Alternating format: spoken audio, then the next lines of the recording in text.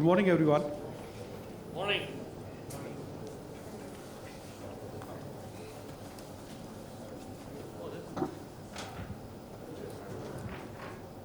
What I bring to you guys today will be a different perspective, because I have been hearing a couple of speakers, and you all are organic to the world of open source. So it is, kind of in your DNA when you talk about open source and the world around it. So when I was trying to build a talk over leadership and about innovation, and I thought, you guys are born in and out, and what should I really talk to you guys about? So what should I really bring into this forum was a perspective from somebody who's coming from service industry, and how do we see open source and what value do you bring to the industry? So, and I was expecting, I'll be very honest, I was expecting, since this is an MIT, we might also have some students coming in. So a couple of slides which you'll see here will be very, very basic, which were typically for students who would be coming here. Now, you all will be aware, and for a couple of you who are not aware, this is how we see open source, how it's catching up. In the last session, we just realized how it is picking up. And I was not wonder when I was looking into this data. Why? Because my customer, when I talk to them, which is the leading US telecom giant, and few decades back, they called themselves as the biggest IT company in telecom. They believe if we want to save the money, open source is the only way. Because we don't want to pay for the licenses, we don't want to pay for the contracts, we want to use the free software and the power of community today. People today are very intelligent. They can contribute as a user, they can contribute as a community member, and they can contribute as a developer. And this power of the end user and the developer and the service provider together can make world more fast, products more efficient, and more applicable. Now, I will try to relate this data to data coming from Harvard, which says the efficiency of an open source of software is 98% compared to a closed software, which is around 78%. Now, I said this cannot be true. Why are you saying like that?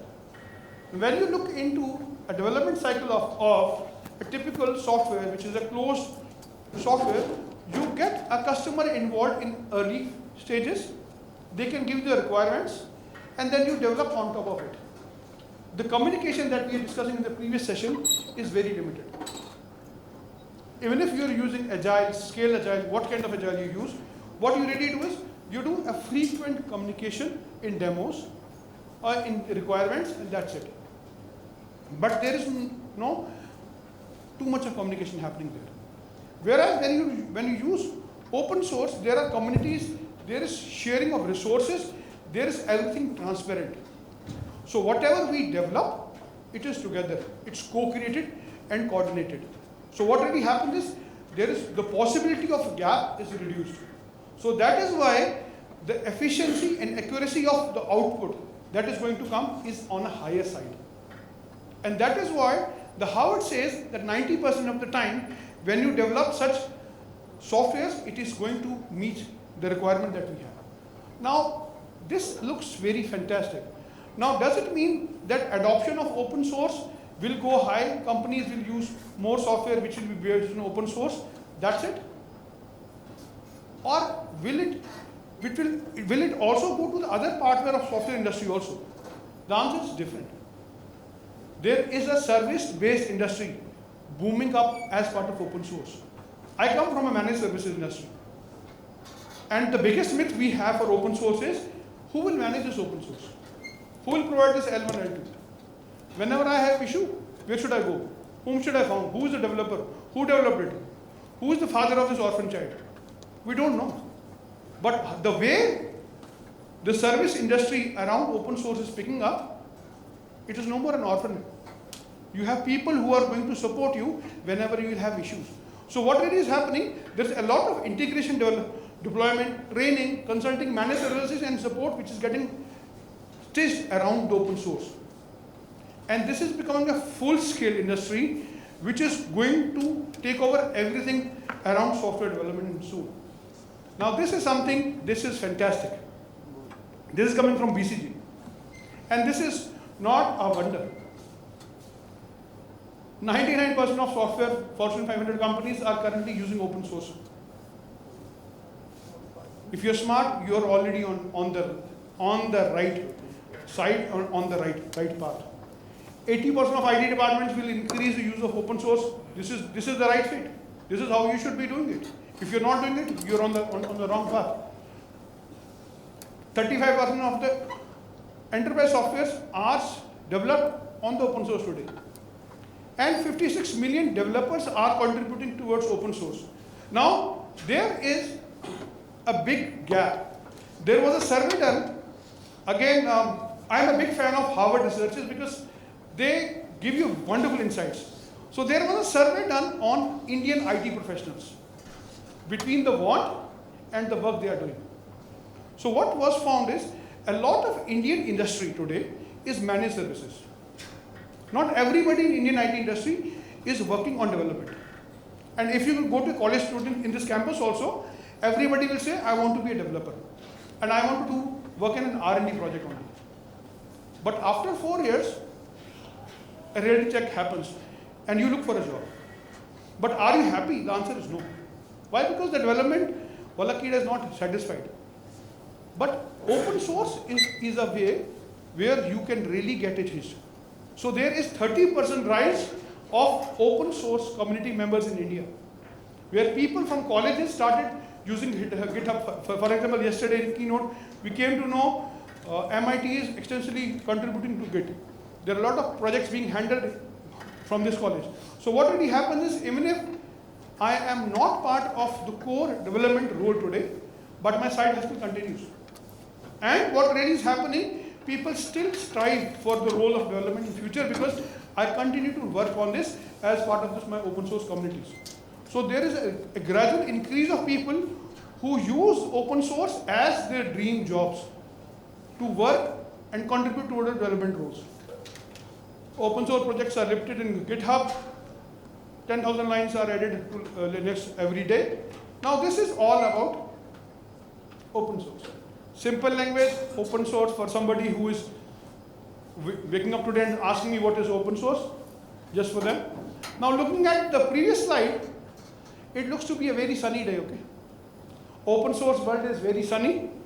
People are from Ayodhya, okay?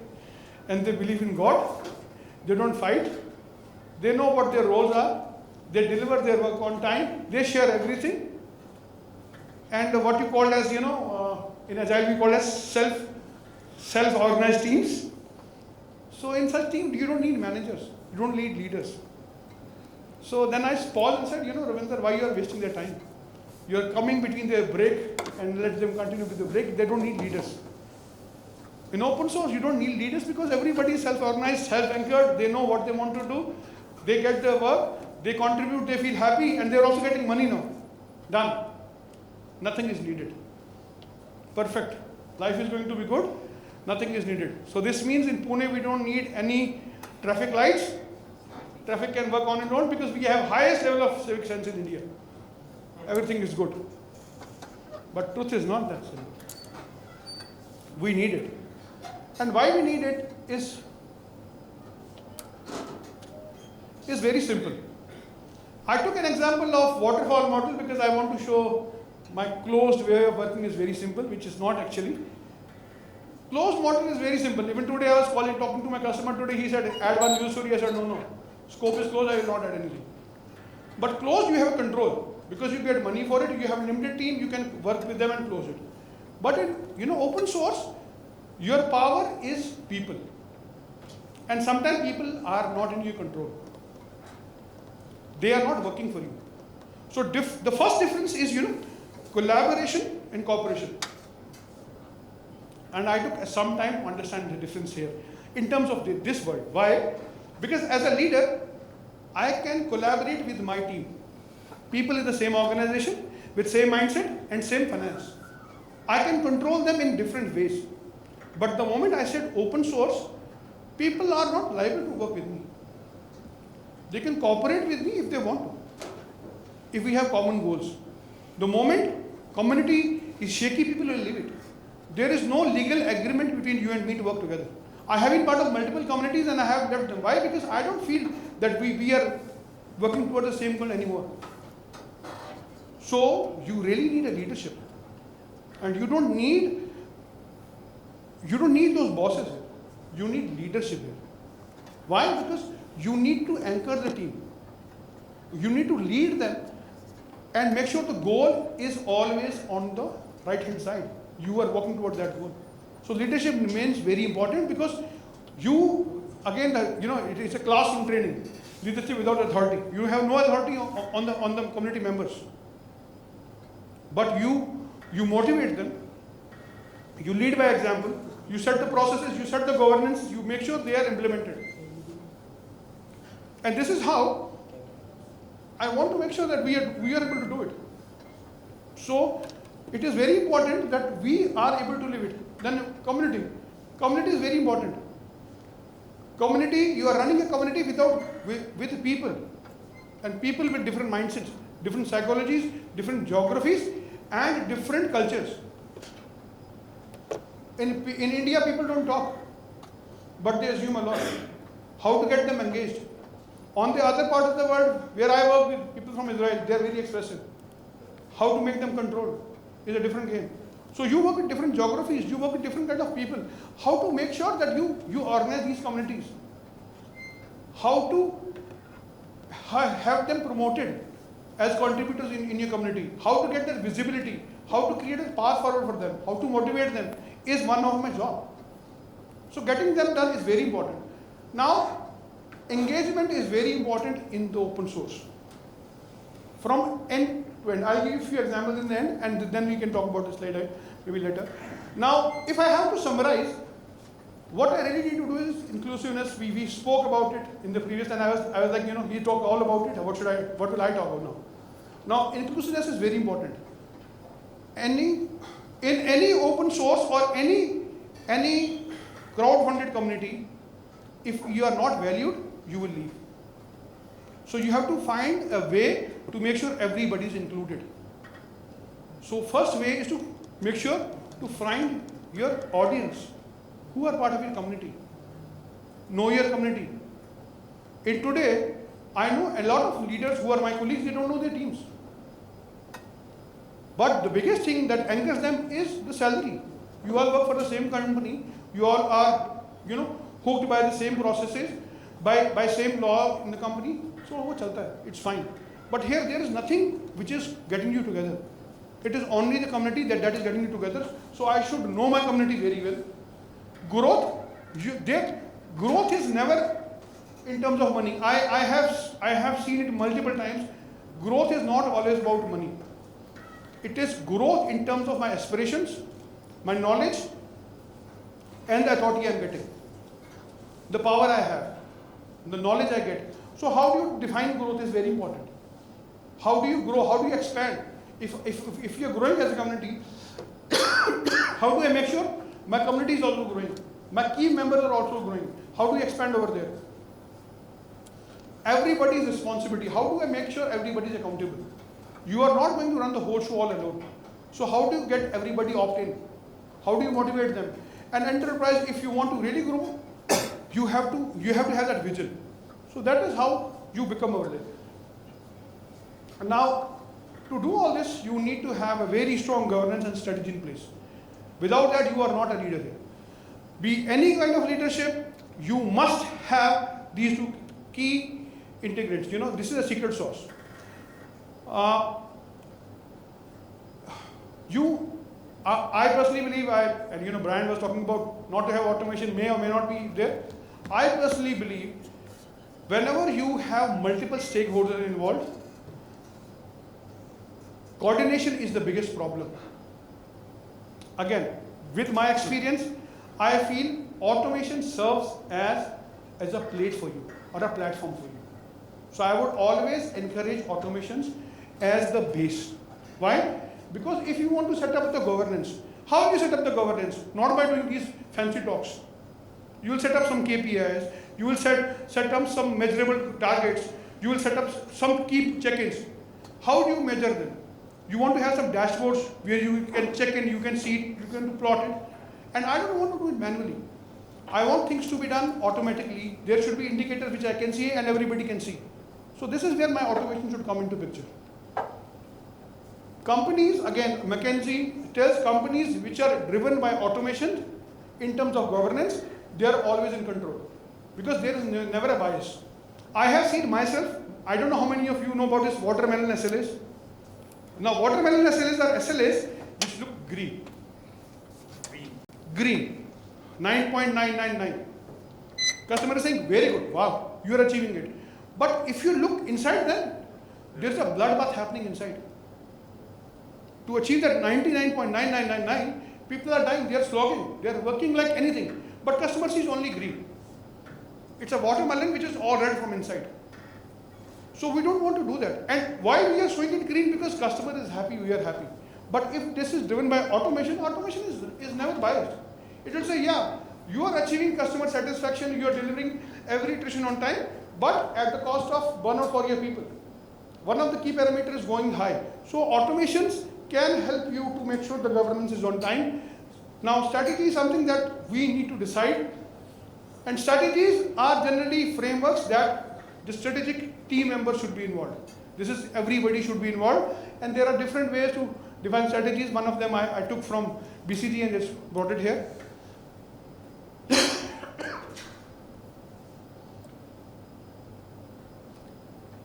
Distributed leadership, collective actions, collaborative learning, and shared responsibility is something that we should think for. One thing, I really want to pause on leadership here because it's a lot of gyan which could happen on leadership, is myth that I should break. Whenever I talk about open source as a vendor to my service providers or a telecom provider, first thing comes to their mind is, who will provide you the dedicated support? Whenever you will have issue next time, who is going to provide you that support? So as a leader, we need to make sure that I have the managed services. I have the first line of defense available that is going to answer. You cannot rely on community to solve these small teething issues for you when you have the live product running in production. So you need to have this vision, this clarity, so that if you want to go on an enterprise level. Second is your hidden cost.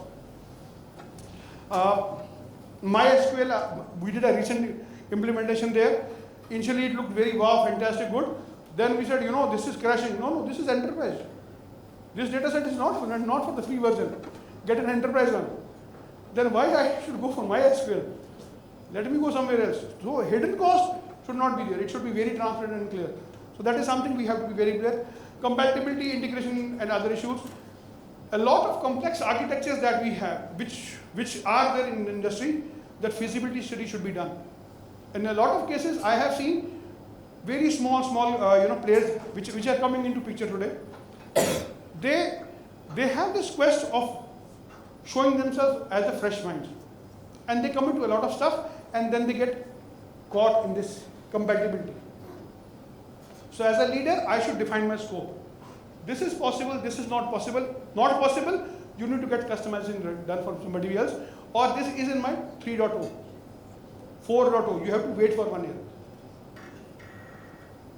Steep learning curve. The moment we say open source, I have seen in my organization, it is learning for all of us. Because earlier the product we are using, we are all lazy. Something happened, open a ticket, let vendor come and fix it. Now there is no vendor, right? Vendor said, I will deploy it for you, you have to take care of yourself. So this learning curve has to be for me.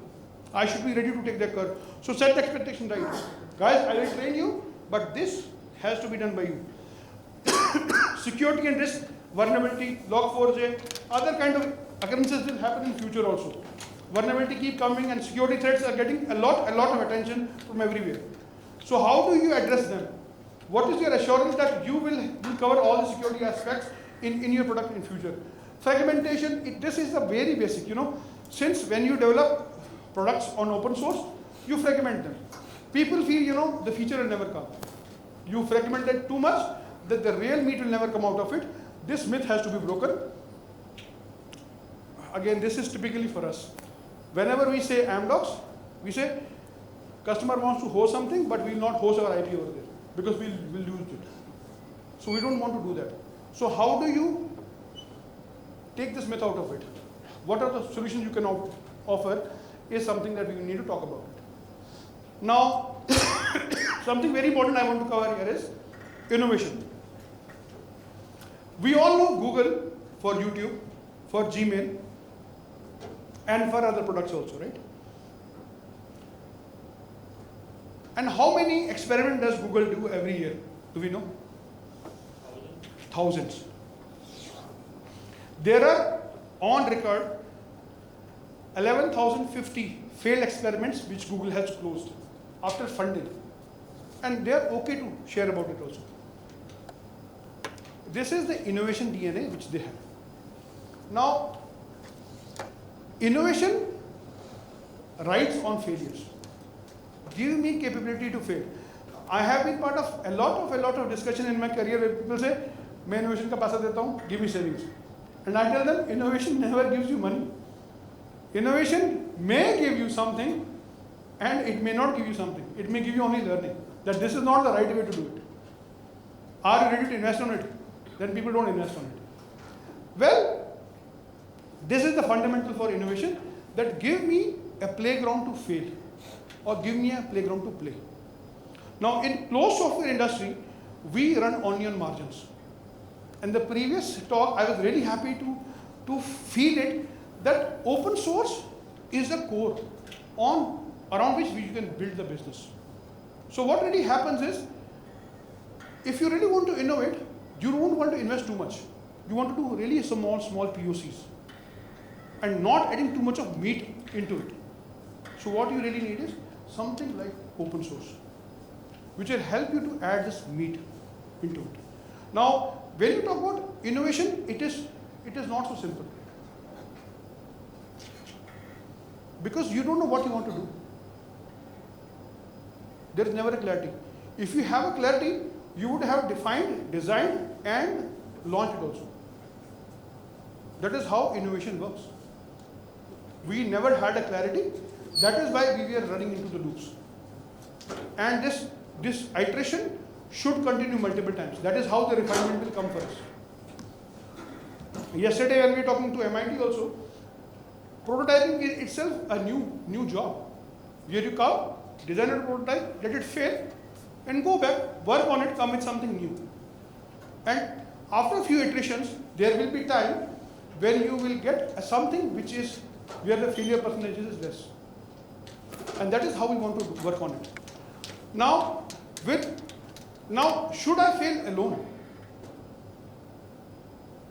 Or should I take help from community to learn with them? Then the failure percentage will reduce, because you will have multiple people helping you out. Now, there is something called as Book of Innovation, which is recently written last year, which gives you guidelines of how innovation should be done in terms of research. It says your innovation sample size should be of multiple sex, and it should also have a gender diversity, where you should have somebody from LGBT also, because they have a different perspective, different financial backgrounds, people from different regions, different continents, different financial statuses. Why? Because everybody has a different opinion at looking at different problems. And then you have a diverse solution. And these solutions can really make the silver bullet for you. I don't know how many of you are fan of Steve Jobs, but Steve Jobs, when he made your iPod, 42 iterations were done for that. 42. So 42 iterations, understand how many times this would have happened. First to 42nd. And every time the perspective would have changed. And to do that, you need people to go back and rework on it. Now, if you ask me, if I develop something, go to my manager or go to my senior and tell them this is the product, I think we should sell it to ABC. And if they say yes, this is good, I'm happy. But if they say tweak it for a bit, I'll go and tweak it. Second time they'll say, okay, you tweak it, come back, I'll say, okay, I'll do it. Third time they'll say, tweak it, I'll say, alright, bhai, he doesn't want to work on it, he's just playing with me. And then it goes to my back burner, and then after 6 months, say, hey, Ravinder, you showed me something, what happened to that? Oh, I never got a time to work on it, I'll not work on it. But has this been backed by a community where people are passionate like you? Things really change. Because what I am not able to do, maybe this is the problem, you have a pattern of thinking. Again, this is psychology, right? You have a pattern of thinking, you keep thinking like that, where others will not think like that. They will add a different perspective. And this is where your community will help in innovation. Innovation with open communities are more successful. Why? Because you bring in diversity, you bring in different perspective, and you bring in different solutions. Because the research here is diverse. And then concept becomes easy because why? The sample size is very big. And then everything is very fast. So what really has happened, and what research has found is, open source time to market is faster. Why? Because the research passes very fast. Because the sample size of people involved is very high. And they do it very fast, so the production is very fast. Now this is a typical double diamond that we follow for any design thinking workshop, where we discover, then we define, we develop, we deliver, and then we evolve. Now in this whole, double diamond is here where when we discover, we expand as much as you can. You use community here. Then we define, we converge, then we expand to develop as many as solutions you can. Then when you deliver, you converge here, and then you evolve. Evolve is here when we have multiple flavors coming into picture. When you have the core based solution ready, you can customize on top of it as much as you can. And this is where your typical open source can come into picture. Now, these are the 8 pillars of innovation that Stanford has recommended for any innovation. And I will not read all of them for you, you can have a look into it. But generally, any innovation which we do in a closed room can fulfill 6 to 7. But if you are using an open innovation, all of 8 are getting covered. This is beauty of using open source innovation, where everybody is getting engaged and it is easy to cover all those pillars.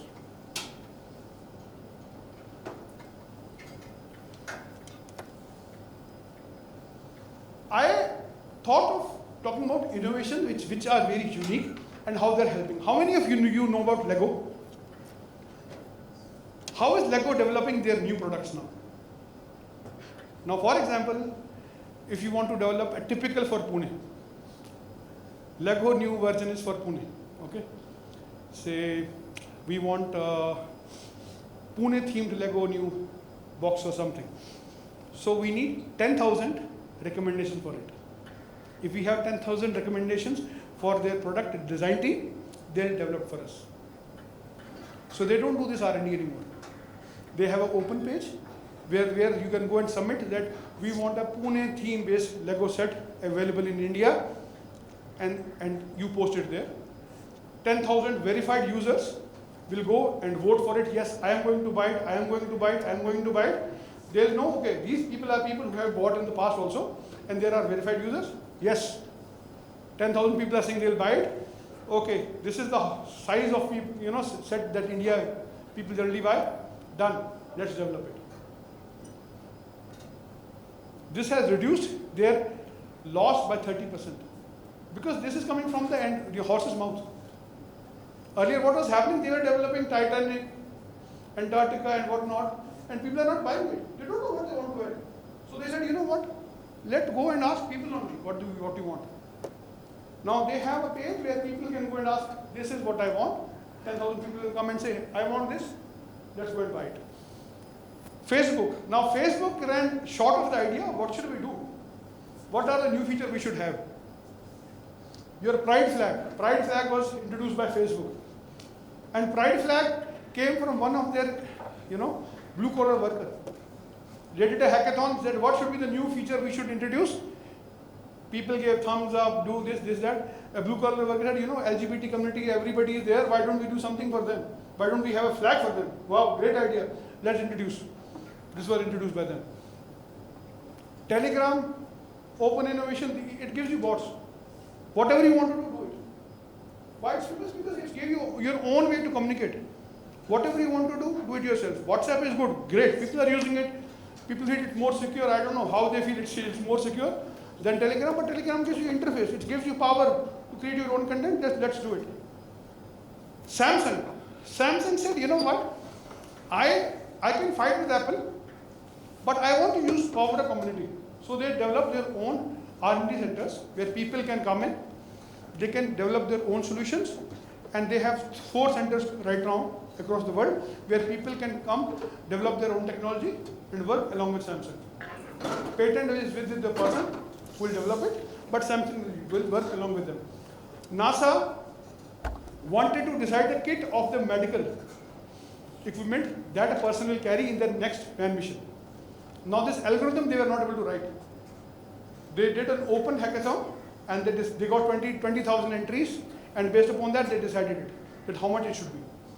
The last is MACD's ONWA project. Every year you get new MACD burgers. If you have small kids, you get these toys also. And every month they change it. Or every year they have customized burgers for every country, how they do it. So there's a company called ONWA. Every year, from every country, they invite 3 to 4 people to Canada, Toronto, and they do a hackathon. And based upon that hackathon, they will pick the menu for next year. And sometimes they take feedback from end users also. And based upon that feedback, they will decide their menu. So these are a couple of examples which I got for open innovation, which I thought of sharing with you guys, which are making move. I plan to share, because I read a long time back about Google Play Store as an open source. When Google Play Store started, it started as open source, but due to payment and security threats, they converted it, stopped it as an open source, and it is no more open source. But if you look into, they are providing the software as a service, where you can host your own application and you can make money out of it. So this is overall what I really want to talk about. Few open source, we all know these are available, that have really changed how we use as open source in our daily life. This is what I have been using altogether in the last few years. And what I really believe is open source has changed way we deliver value to our customers. Today's customer, the end user, like you and me, is very impulsive. We cannot wait for food to be delivered in 30 minutes. So we will not wait for a new product to be delivered in 5-6 days. We want things to be on a faster note. And to do that, technology has to collaborate and work together. And open source is our answer for it. This is what I had for you guys. Thank you so much for being patient listeners. Thank you.